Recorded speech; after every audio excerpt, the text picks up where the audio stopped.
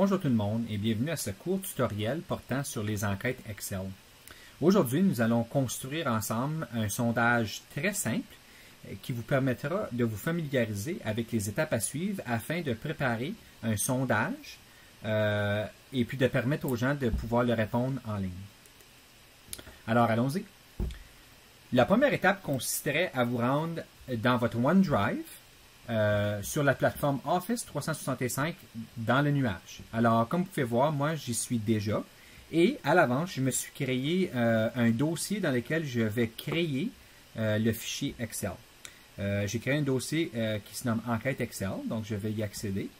Une fois que vous êtes à l'intérieur du dossier ou de l'endroit que vous voulez déposer le fichier, vous n'avez qu'à cliquer ici sur le bouton Nouveau et choisir l'option Enquête Excel.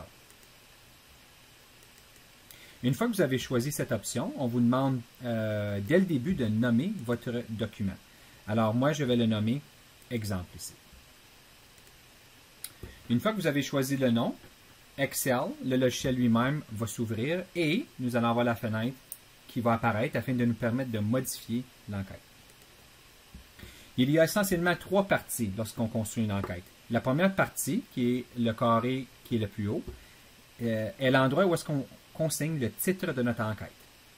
La deuxième partie est un endroit prescrit afin d'ajouter des détails par rapport à une enquête. Et puis, les détails peuvent être selon vos besoins. Ça peut être une échelle d'appréciation, une description, une définition. Peu importe, vous avez beaucoup d'espace afin d'ajouter du texte. La troisième partie consiste à l'endroit où est-ce qu'on débute, où nous faisons l'entrée de nos questions. Alors, ne vous inquiétez pas si vous ne voyez qu'une section ici pour les questions. C'est qu'au fur et à mesure qu'on ajoute des questions, nous avons l'option de cliquer un bouton qui nous permet d'ajouter la prochaine question suivante. Débutons donc avec l'entrée du titre de notre enquête. Donc, vous n'avez qu'à cliquer à l'intérieur du carré et nous allons nommer cette enquête, cet exemple d'enquête Excel, rencontre provinciale. Une fois que vous avez choisi votre titre, vous pouvez passer à la deuxième case et y ajouter de l'information dont vous croyez nécessaire afin de permettre aux gens de répondre à votre sondage ou à votre enquête Excel. Dans mon cas, dans mon exemple, c'est dans l'esprit d'une rencontre provinciale d'une équipe quelconque qui a eu lieu, dans laquelle nous avons fourni de la formation. Et nous allons créer un sondage Excel afin d'aller chercher la rétroaction des gens, donc un genre de formulaire de rétroaction. Dans ce formulaire, je vais vouloir spécifier à cet endroit ici une échelle d'appréciation. Alors, je vais vouloir que les gens répondent à des questions en utilisant une échelle de 1 à 5. Donc, je vais l'indiquer ici. Et pour chacune des étapes de l'échelle, je vais y ajouter un descripteur afin que les gens puissent savoir qu'est-ce que 1 veut dire, 2, 3, etc. Alors, moi, je vais procéder à faire cette entrée-là. Je vais mettre la vidéo en pause pour épargner du temps et je vous reviens dès que j'ai fait l'entrée. Et voilà, j'ai ajouté les détails dont moi je croyais étaient nécessaires pour pouvoir permettre aux gens de répondre au sondage.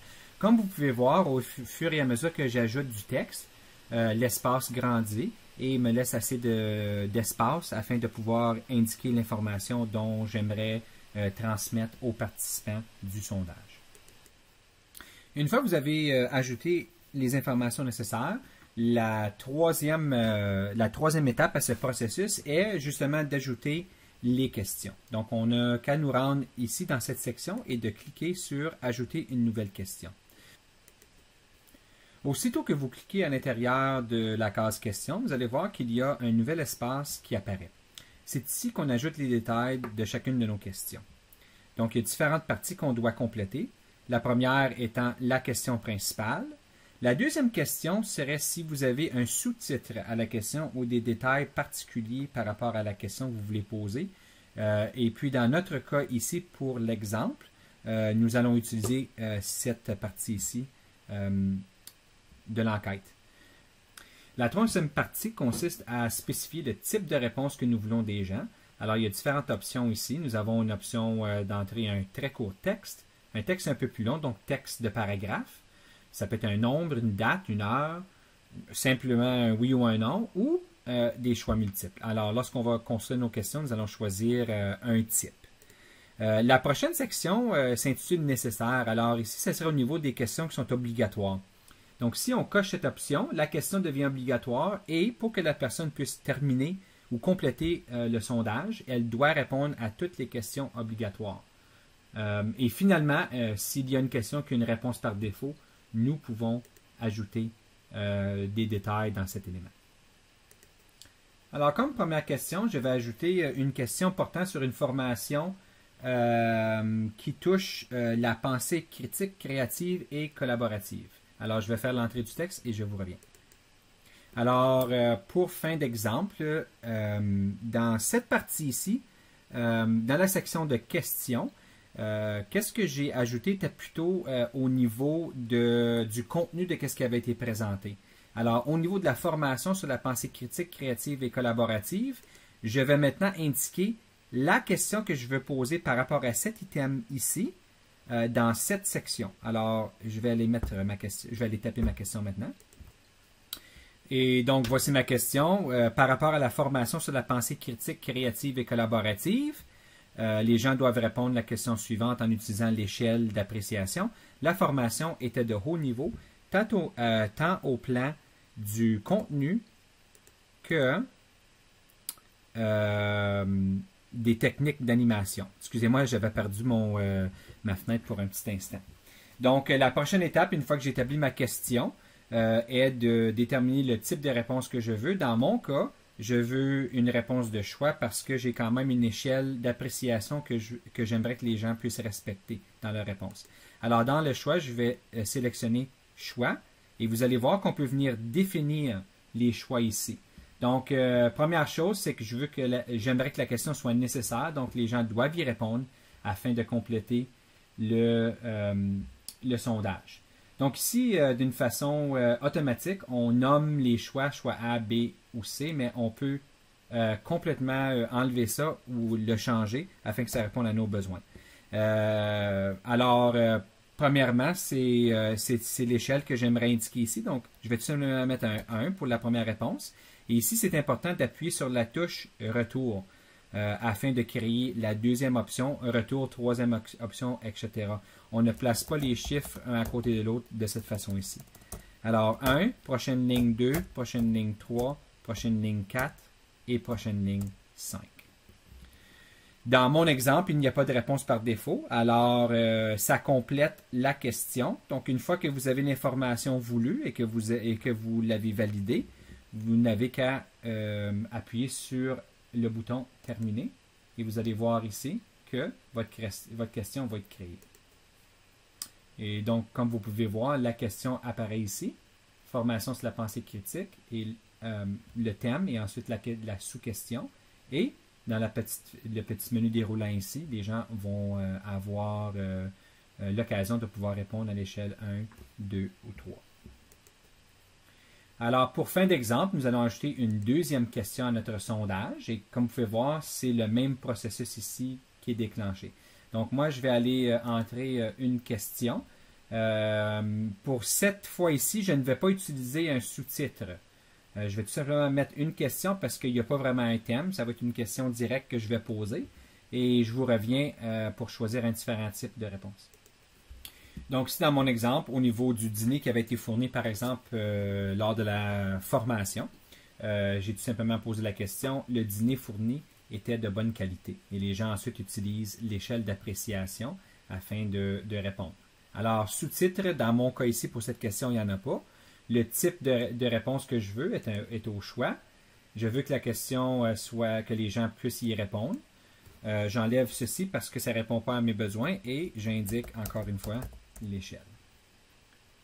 Il n'y a pas de réponse par défaut, donc j'appuie sur Terminer. Et comme vous pouvez voir, ici, la question apparaît. Une fois que nous avons terminé d'entrer toutes les questions dans notre sondage, nous avons l'option d'aller visualiser le sondage avant de le publier. Alors, afin de faire ceci, et une fois que nous avons terminé les entrées des questions, si vous vous rendez en bas de la fenêtre à la droite, vous allez voir que vous avez des options de soit fermer, enregistrer et afficher ou partager l'enquête. Alors, partager l'enquête serait lorsque l'enquête est terminée et validée. Fermez bien sûr, si vous appuyez sur cette touche, l'enquête sera fermée et ne sera pas sauvegardée ou enregistrée. Alors nous allons choisir enregistrer et afficher.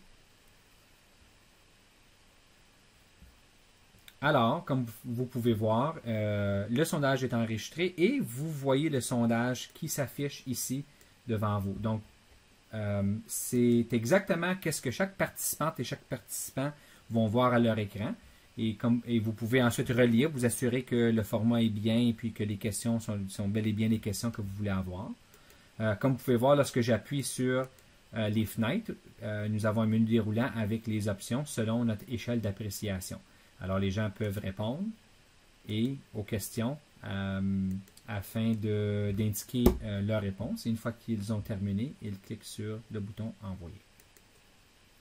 Dernière petite chose, au fur et à mesure que les gens répondent à votre sondage, les données sont entreposées à l'intérieur du fichier Excel qui se retrouve juste à l'arrière-plan ici. Alors, pour vous montrer un exemple, je vais répondre à ce sondage ici qui est devant moi. Donc, j'ai mis un 2 et un 1 et ensuite, je vais cliquer sur « Envoyer ». Une fois que j'ai fini, je vais tout simplement fermer cette fenêtre. Alors, comme vous pouvez voir, les réponses dont j'ai consignées dans le sondage ont apparu ici. Alors, si vous avez une centaine de personnes qui répondent au sondage, vous allez avoir une centaine de réponses ici, selon les questions qui vont apparaître. Et puis, à partir de ces données-là, vous allez pouvoir tirer certains blocs de données ou faire des analyses de données ou partager des données.